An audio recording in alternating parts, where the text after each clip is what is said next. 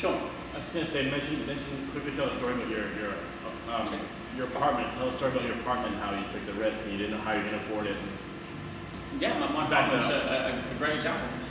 Several people tonight have asked me about why I moved to Vancouver and where I'm from, and I'll, rather than repeat 30 times, I'll give you a little bit of background. And that is that I simply woke up one day and asked myself the question, if I'm lucky enough to be living in a time in history, where I can choose where I want to live, where would it be? And I looked around the world, and England wasn't in my long-term plans, thought it was going to be Sydney, found Vancouver, fell in love with the place you guys have got here, and said, right, sold. Sign me up. Yeah, I sold most of my companies in the UK, I sold most of my property there, and I bought a one-way ticket, thought I'd land and figure it out. And that was pretty much how I came here. Now, going back to visualization and tying in the whole goals, and again, putting a live example here, and again, I'll use the phrase, this isn't about me and how great my apartment is or the story behind it. This is about showing you that I'm not coming from a textbook, right? This is real lifestyle. So in January 04, January the 18th, I'd lost everything at the end of 03, got completely wiped out financially, because I chose to back a business and some group of people that we became very successful. But it turns out that their values and their ethics didn't align with where I was at. We'll leave it at that. So I chose to walk away. I left virtually all of my money in the deal, and interest rates were on high at the time, and I basically lost everything. And in January the 18th, 2004, they cut off my electricity, repossessed a Ferrari, all the fun stuff, and I found myself sitting around a table for 4 days with candles, which is kind of romantic, but not when you're on your own, right? And so I always loved to do something nice for my parents each year. They divorced about 8 years ago. Dad lives in Spain, Mum was in England. And I thought, wouldn't it be great this year to take my mum to the Burj Al Arab in Dubai? Anyone know the Burj or heard of the Burj? It's the world's only 7-star hotel. And I thought, wow, I've been very lucky. I became very successful at a young age, and I've lived a very good lifestyle. Ups and downs as an entrepreneur. Financially independent at 21, broke at 22, and the whole up and down. But I've had the whole deal, right? And my parents never really got that. They came from very humble beginnings and stayed there. And as much as I love them, I wanted to do something special. So I thought, great, take my mum to the Burj. This is while I was sitting around candles, by the way. So I started a new company in April 04, and it was at that time I was looking around the world thinking about where I was going to live, and Vancouver was on the agenda. And I thought, I'd love to buy a penthouse in Vancouver. And I simply Googled luxury penthouse Vancouver.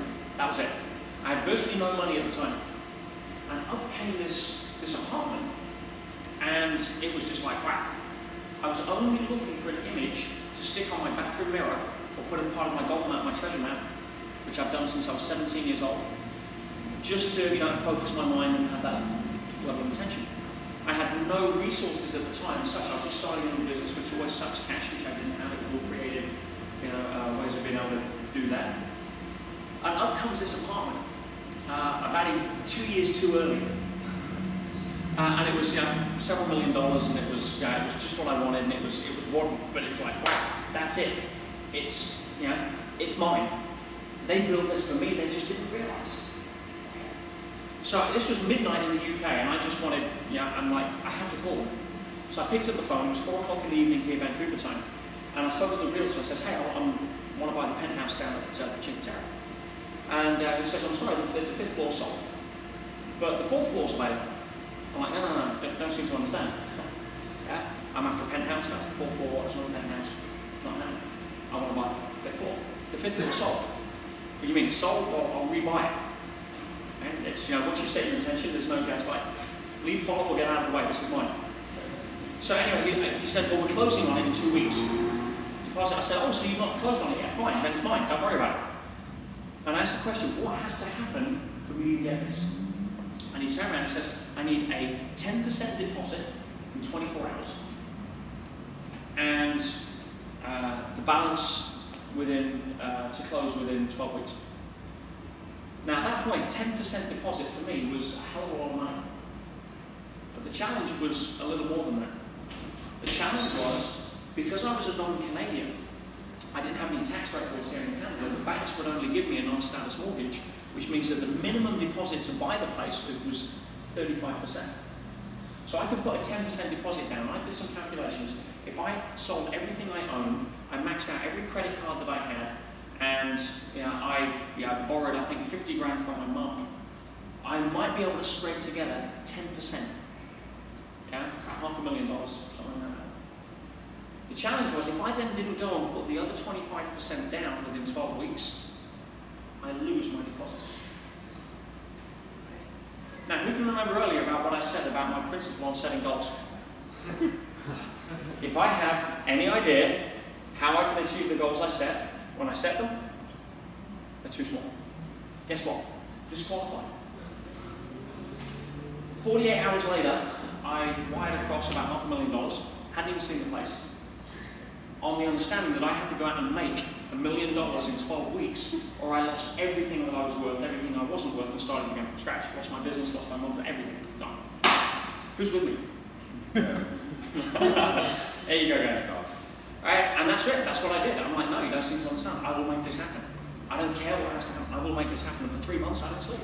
4 o'clock in the morning, up and down the bed. Okay, what else can I do? What other strategies can I come up with? What resources am I will not let this go. This is my freaking apartment.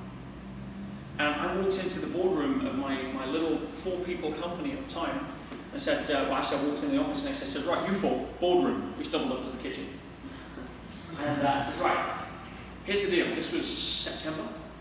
I said, the reason that we're going to hit our end of year goals this week is because I have a little more incentive to do it now. And for the next 3 weeks, I pulled out some strategies, and again, it's intention back. By the 12th week, I didn't quite have the money, but I had enough money to increase the non-refundable deposit to buy me some more time.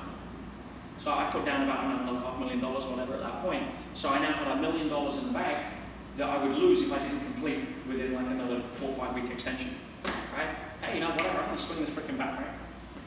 So, move things forward. You know, I took a lot of risks in the business, you know, to be able to, with certainty and conviction.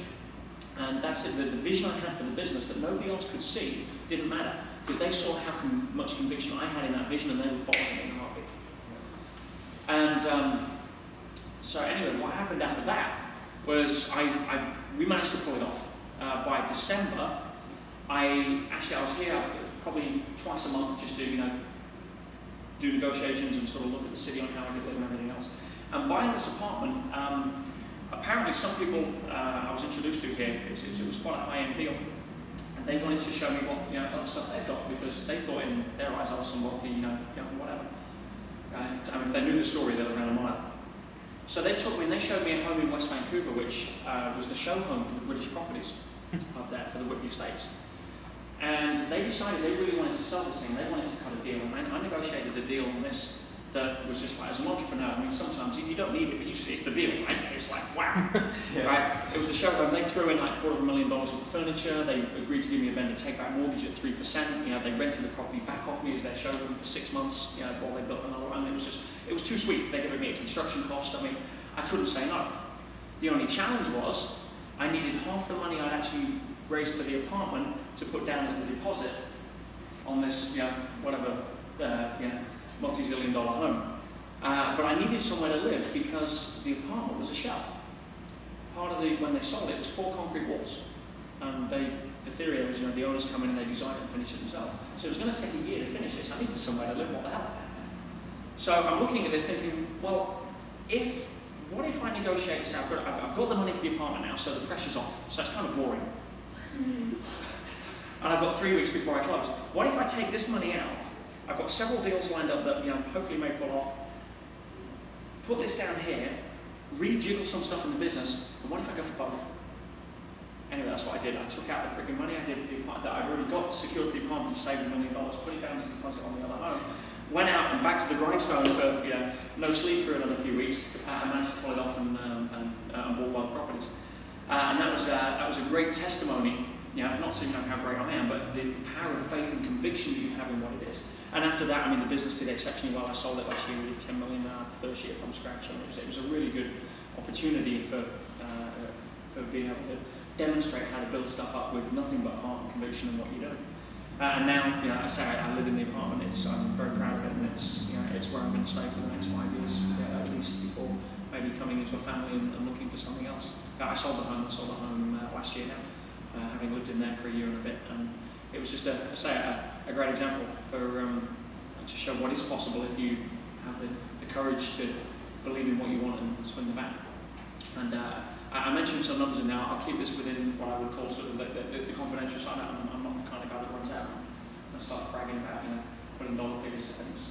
So I respect that level of the story stays in here, but I have respect for Sean and wanting to share that story with you to make it real. That's what I felt like I put on the table. Yeah, and you're all invited back tonight for a drink. How's that? Good deal. Excellent. Thanks, Sean. Any feedback? Time for one more, I guess.